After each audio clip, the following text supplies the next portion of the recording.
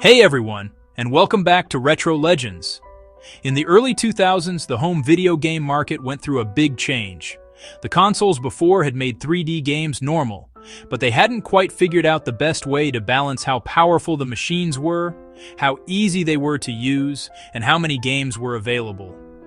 During this time, two very different ideas went head-to-head. On one side was Sony, with a system made to be super popular. On the other side was Microsoft, new to the game, with a strong focus on new technology. The PlayStation 2 and Xbox weren't just two competing consoles, they were two opposite ways of making and selling things.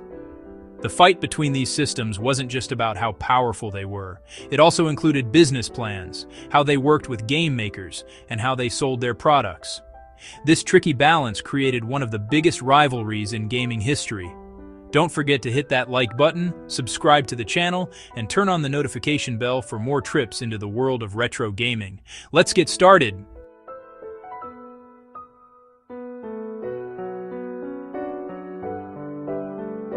Sony's starting position wasn't just about the good name of the first PlayStation. It also gave them a real working advantage.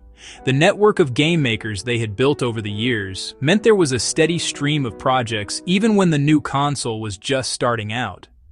Many studios had learned special skills for Sony's system, including tools, ways of making games, and how to get them out to people. This made the change between consoles quicker, allowing for faster and more predictable game making. Being able to play old PlayStation games on the new console also helped keep things going smoothly. People didn't see the new console as something completely separate, but as a direct continuation of what they already knew. This made it less risky to buy, offering a bunch of games right away, even if there weren't many new ones at first. At the same time, adding DVD support wasn't just a technical choice, it was a smart business move about how they wanted to sell the product. Sony caught on to a time when home electronics were changing. DVD players were starting to become popular but were still expensive. The PlayStation 2 fit right into this by being a mix of things, combining video games and movie playback in one device. This made more people interested, not just regular gamers.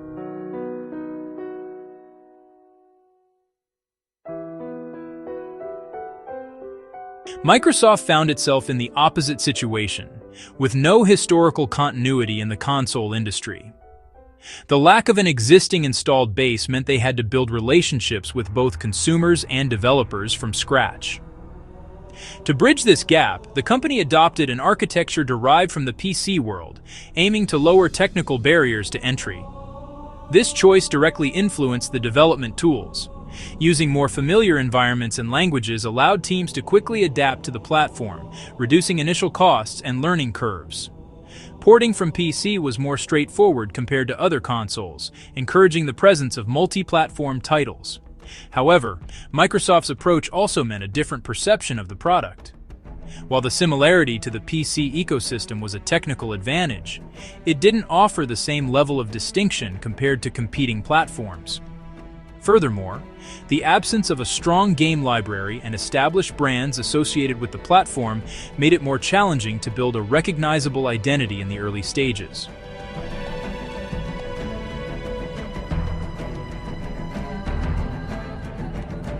The PlayStation 2's design was all about using many small parts to do big jobs. The emotion engine wasn't like a regular computer brain. Instead, it was a team of special parts called vector units and coprocessors. Each part had its own job. The vector units, especially, were great at handling shapes, movements, and how things move in the game world.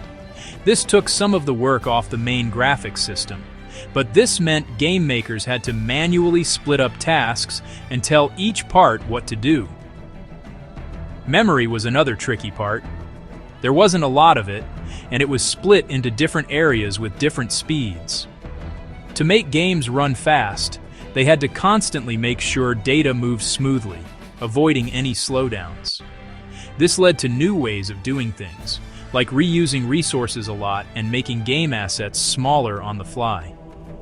When it came to graphics, the graphics synthesizer could move a lot of data quickly, but it couldn't do as many fancy tricks as later graphics cards. Some effects, like really good lighting or clear textures, had to be faked using other, often harder, methods. This affected how games looked. They usually focused on detailed shapes and smooth movements rather than fancy visual effects.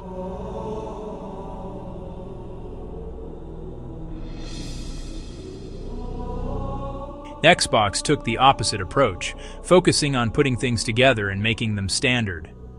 The graphics chip, made with NVIDIA, had cool features like programmable shaders, better ways to handle textures, and support for more advanced visual effects.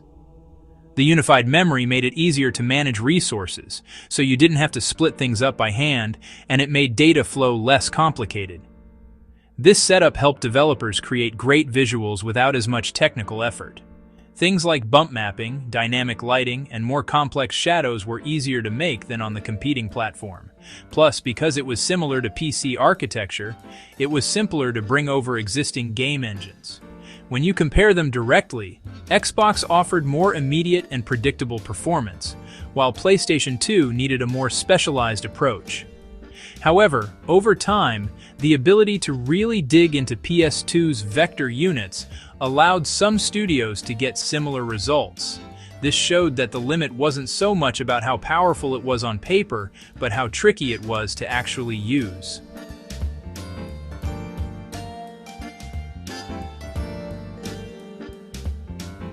Adding a DVD player to the PlayStation 2 really changed how people saw the product. It went from just a game console to a do-it-all device for your home. Back then, people were still switching from VHS tapes to DVDs, and standalone DVD players were pretty expensive. The PS2 fit right in by giving you two things in one machine, and it cost about the same, or even less, than many dedicated DVD players you could buy. This really changed how people decided to buy it. A lot of people didn't just buy the console for video games. They bought it as a different way to watch movies. They often told themselves it was a bigger investment for their home, which made them feel less risky about buying a new system. This brought in more kinds of buyers and helped the console spread even to homes not usually into gaming.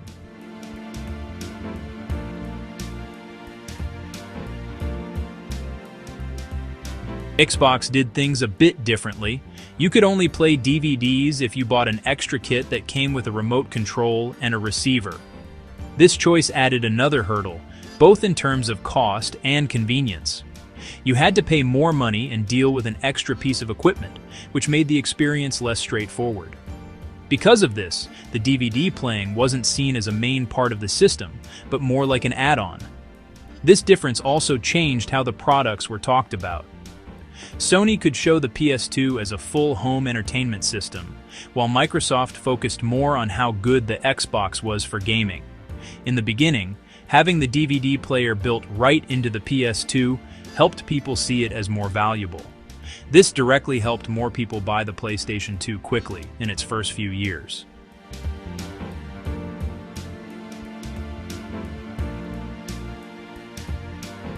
Sony's strategy was all about slowly growing its game list.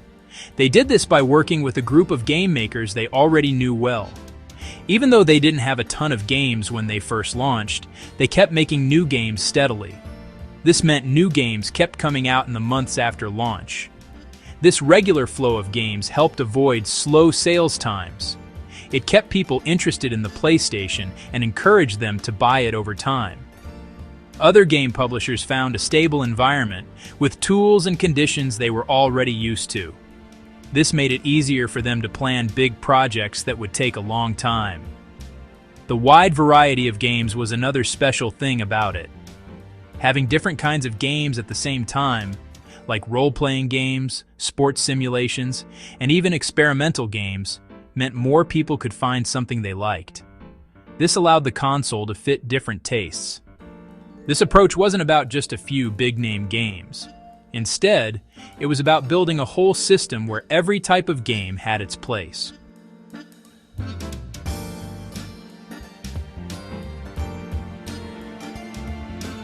Microsoft took the opposite approach, focusing its resources on a limited number of high-impact titles. The launch was designed to highlight the console's technical capabilities through concrete examples, rather than through variety. Halo. Combat Evolved was the cornerstone of this strategy, not just as a flagship product, but as a demonstration of the platform's potential in terms of environment management, artificial intelligence, and control system. Halo's role went beyond immediate commercial success. The game helped define a clear identity for Xbox, associating it with a specific and recognizable experience. This focus made product communication easier, but it also led to a greater reliance on a small number of titles. Without a broad initial library, the perception of the platform became tied to a few representative examples.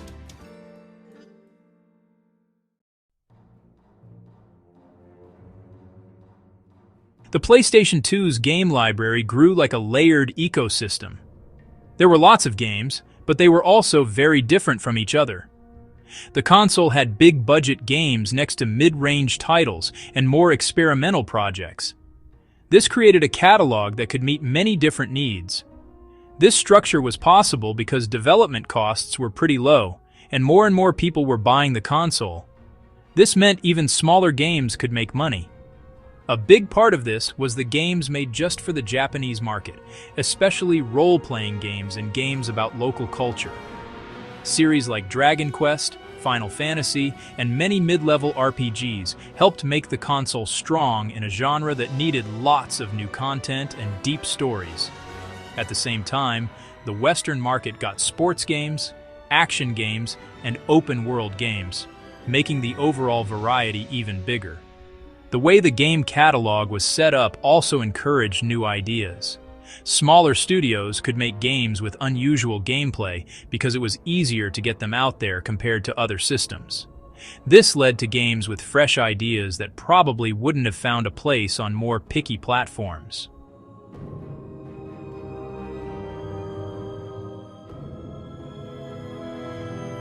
Xbox followed a more focused plan, where technical quality was super important.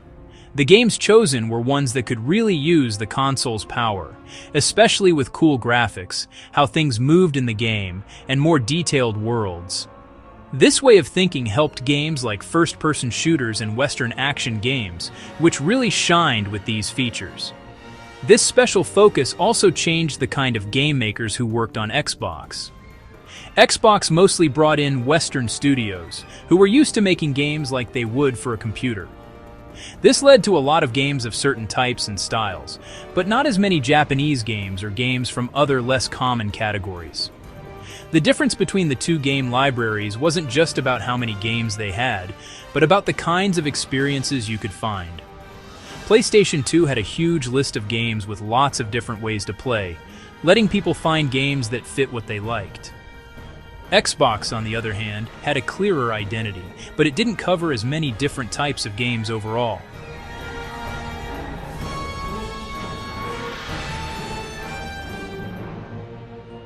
In the early years of the PlayStation 2, many studios found it hard to turn the console's fancy specs into real results. The way the console was built meant developers had to manually control vector units and carefully plan how data flowed.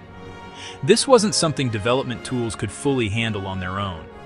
Since there wasn't much direct experience, many early games just used older methods. They didn't really use the cool things the console could do. This led to graphics and performance that sometimes didn't show what the system was truly capable of. Over time, things slowly started to get better. Teams began to create special ways of working, making the most of the vector units for specific tasks like character movements, handling crashes, and changing shapes. The knowledge they gained was also shared through special software and internal guides, making it easier for new projects to get started. This process led to games looking and performing better over time. Games started using memory more efficiently and had more complex scenes.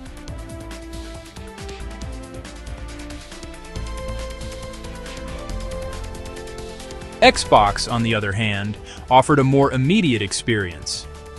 Its straightforward design and development tools, which were like those used on PCs, helped teams quickly get results that were close to what the machine could ideally do.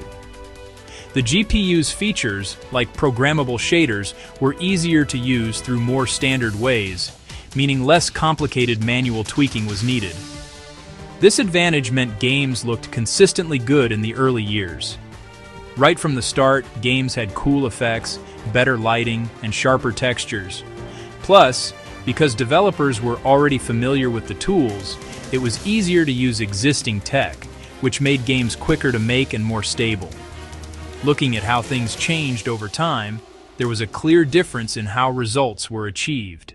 The PlayStation 2 showed steady improvement, getting much better in the middle and later parts of its life. Xbox, however, quickly reached a high level and kept that consistent quality, but it didn't improve as much over time.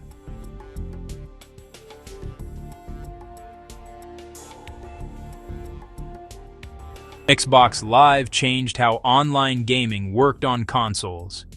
It didn't just connect players, it created a central system that made online play the same across different games. The single account system let players keep their identity, friends list, and stats no matter what game they played. This made things much smoother than older online systems. Automatic matchmaking meant players didn't have to set things up themselves, letting them jump into games quickly. This was super important for games like shooters, where getting into a match fast made the game more fun. Built-in voice chat also added another way for players to talk, helping them work together and build stronger communities. From a tech point of view, the Xbox came with an Ethernet port built in. This meant you didn't need extra gadgets. This gave a solid base for online features, making it easier for game makers and simpler for players to set up.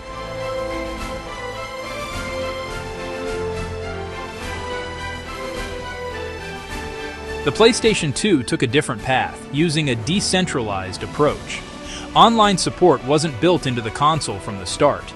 It needed a separate network adapter. Each game handled its own online features, including servers, how you logged in, and how players talked to each other. This gave game makers more freedom, but it also made the online experience feel a bit all over the place. Because there weren't common rules, there were big differences between games. How you logged in, how games were set up, and social features changed from one game to another, meaning players always had to figure things out again. Also, not having a central system made it harder to build one big online community, which meant less connection between different online experiences.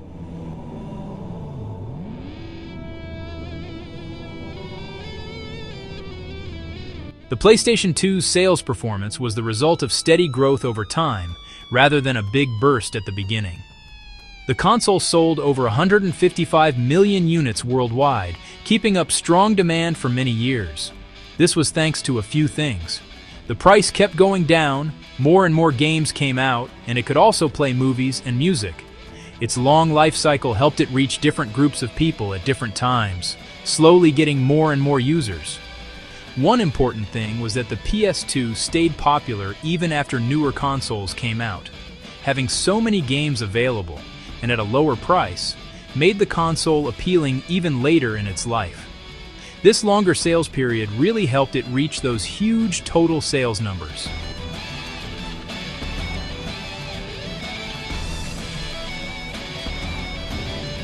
Xbox sold about 24 million units worldwide, but its sales were more focused in certain areas. The North American market was its strongest point, where the console built a large user base. This was due to both the types of games available and a better fit with local tastes, especially for the popular game types on that system. From a strategy point of view, the most important thing wasn't just how many units were sold, but the quality of the user base it built. Xbox managed to create an early system with active users and a community already interested in online gaming. This became very important for future developments, giving them a base to build new services and platforms on.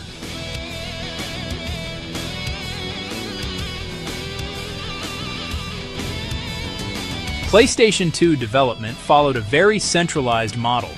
Sony kept direct control over both the hardware specs and the development tools. The console's design was done in-house, with all the parts working closely together and clear rules on how to use them. This approach also applied to the software. Libraries, SDKs, and documents were given out with strict rules, and they were updated over time as Sony learned more. This setup made things more consistent in how the platform was used. Developers, once they got past the first learning stage, worked within a stable technical system where the best solutions often became similar. This centralized approach also made quality control easier, helping Sony keep the same high standards for all the games released.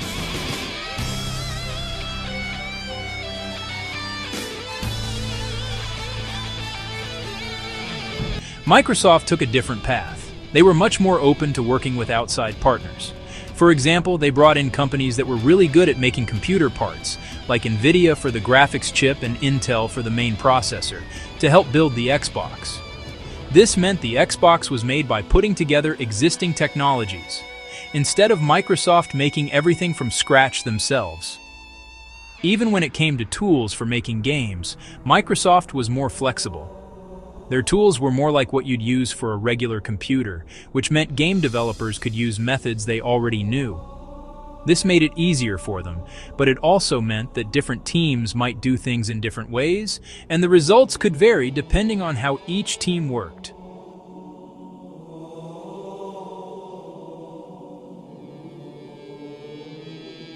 The PlayStation 2 and Xbox Showdown showed off two different ways of doing things in the industry.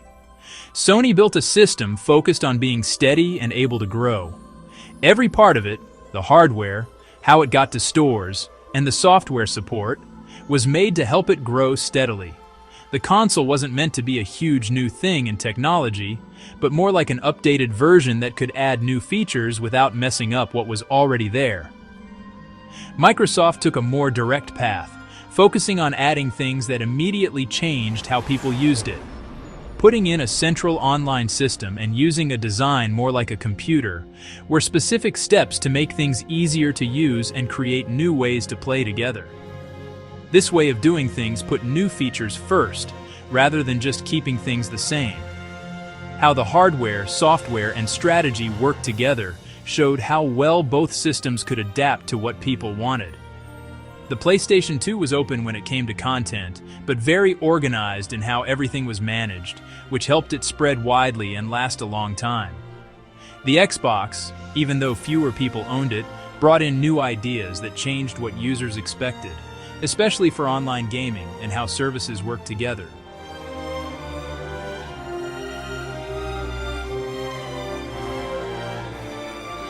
The impact of these two consoles wasn't just about what happened right away.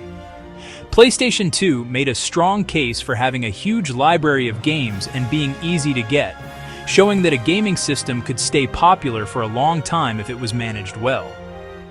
Xbox, on the other hand, showed us things that would become really important later, like having online services that everyone could use and connecting the console to digital stuff.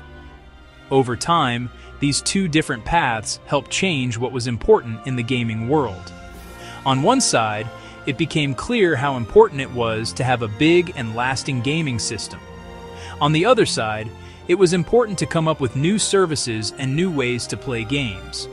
When these things came together in later gaming systems, it showed that the fight between PlayStation 2 and Xbox wasn't about choosing between two things that couldn't work together. Instead, it was a process where they slowly combined, and that changed how the whole video game industry grew.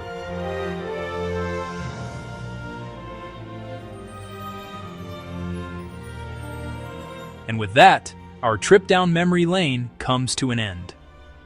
How many of these fun facts did you already know? Let us know in the comments. Don't forget to give us a like, subscribe to the channel, and hit that notification bell for more journeys into the world of retro gaming. Thanks for watching Retro Legends, and we'll see you in the next video.